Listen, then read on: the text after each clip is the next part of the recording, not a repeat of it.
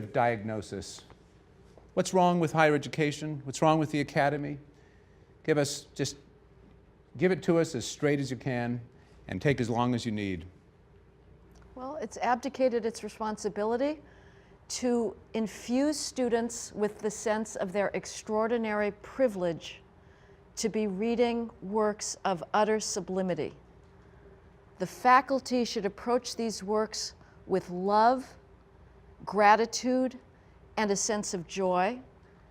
And they have one responsibility: to cram as much knowledge of greatness and of our inheritance into students' empty noggins as possible in 4 years.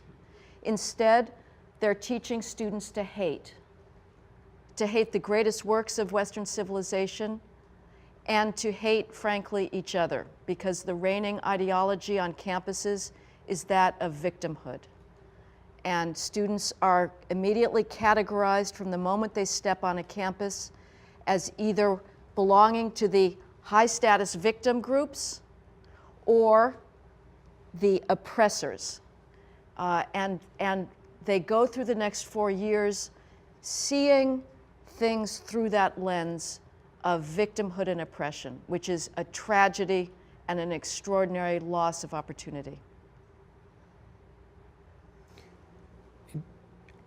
To me, I think this has happened, this is mostly characteristic of the humanities and to a lesser degree of the social sciences, but increasingly will become characteristic of the STEM fields, because they're under assault, I would say, by the same agents who undermined the humanities and the social sciences. And I would say, of all the dangers that the current situation in the university presents, that's probably the one that's primary, because so far the STEM fields have remained relatively, let's say, unviolated by the intellectual corruption that characterizes the other disciplines. And they're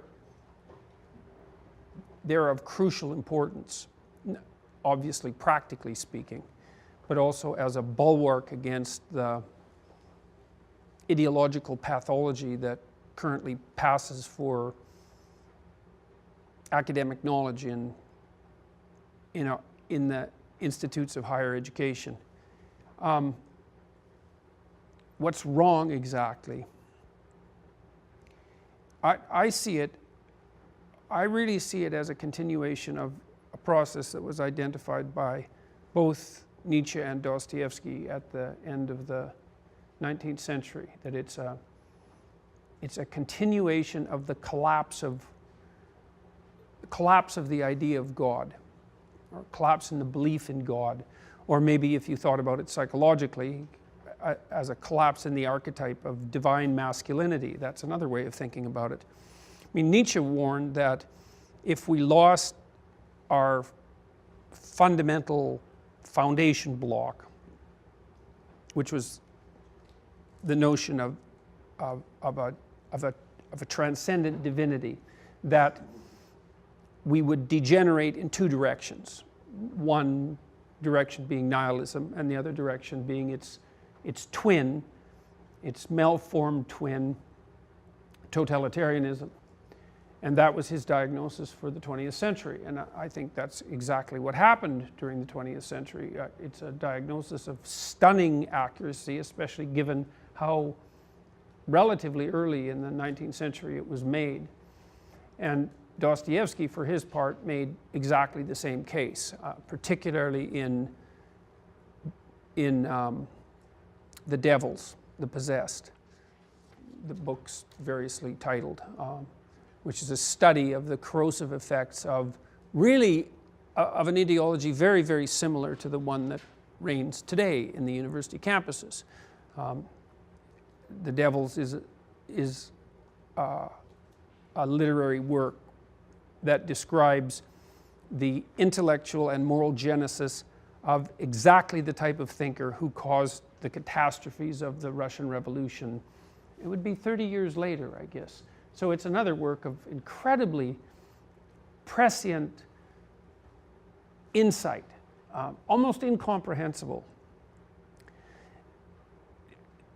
With the loss of that see, the problem with the loss of that idea, and I'm speaking psychologically, I would say, which is what I try to do as much as possible, is that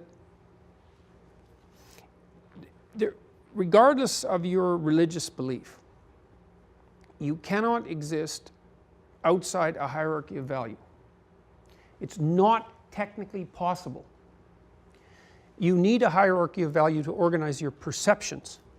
And I mean this literally, I mean this neurophysiologically, in that even when you're observing the world, which as far as you're concerned merely manifests itself for your observation, you're focusing, your eyes are engaged in a series of complex movements that are controlled by unbelievably complicated neurophysiological circuits.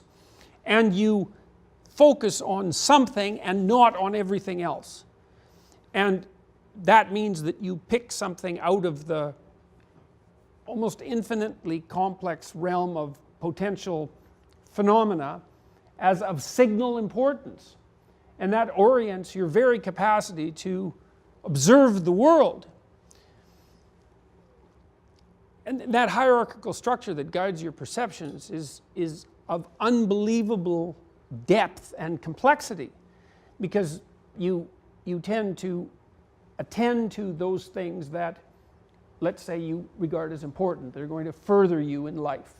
So you need a philosophy of what constitutes furtherance in life, which implies a gradient between what's undesirable and what's desirable. And that structure, that gradient of undesirable to desirable, is in fact the philosophical manifestation of the neurophysiological hierarchy that enables you to parse the world up so that it's comprehensible. And something has to be at the top of that. Well, it doesn't, because you can be a war, you can be an internal war of conflicting values. That's the alternative. But that's not psychologically acceptable. That would manifest itself in uncertainty and anxiety and directionlessness and hopelessness and nihilism, to be a house that's divided amongst itself. All of that needs to be oriented into a hierarchy that's a unity, and something has to be at the pinnacle of the hierarchy, because otherwise it's not a hierarchy. And the question is, well, what is it that might be at the pinnacle? And that is the question. It's the question, right? Because what's at the pinnacle is that to which all of your resources should be fundamentally devoted. And what we decided in the West over thousands of years, and I would say beginning far before Christianity, was that there was an ideal mode of being that's expressed in the idea that human beings have a spark of divinity within them, and that manifesting the personality that would be the most genuine embodiment of that spark of divinity constitutes the highest of possible goals. And you can simplify that idea. You could say, well, you have an ethical responsibility to manifest what's best in you, to manifest your potential. People speak in those terms, and to become more than you are, to become who you could be. But lurking underneath that is this idea of the ideal, the embodied ideal, or even the incarnate ideal, because this is something that's not merely an abstraction, it's something that's expressed in flesh. That's the idea of the Word made flesh, let's say. That's part of the same set of ideas. And that ethical proposition is that, I think it's expressed well in the earliest chapters of Genesis. The ethical proposition is something like, there's an action in the world, there's an action in being that's characterized in Christianity as logos. And it's the operation of truth and courage nested in love on potential. So the idea in Genesis is the world springs into being in some sense as a consequence of the action of this logos. and that if the logos is operative on potential, then what emerges as a consequence is good by definition. So that's an ethical, it's an ethical axiom. It's a daring ethical axiom. It's one of the most daring ideas I've ever come across, because it's a very daring idea to state, to posit, because in the absence of proof except that which you would gather as a consequence of enacting the proposition, that if you act courageously and you tell the truth, then what you bring into being is by definition good. Because it often doesn't look that way. You can get into a lot of trouble by telling the truth. And so it's very easy to take the easy way out in the short term.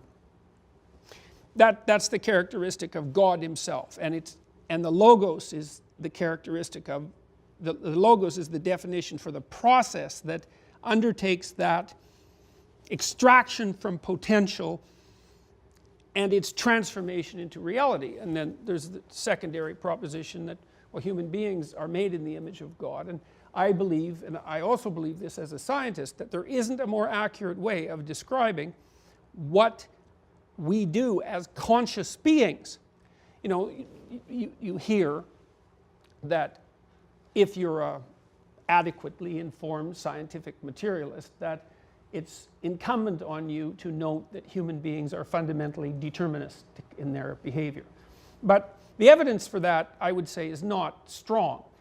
The conceptual evidence is strong because you can make a coherent argument, but the actual evidence is rather weak, because it isn't obvious at all that we can act deterministically except when we've done things that we've practiced intensely.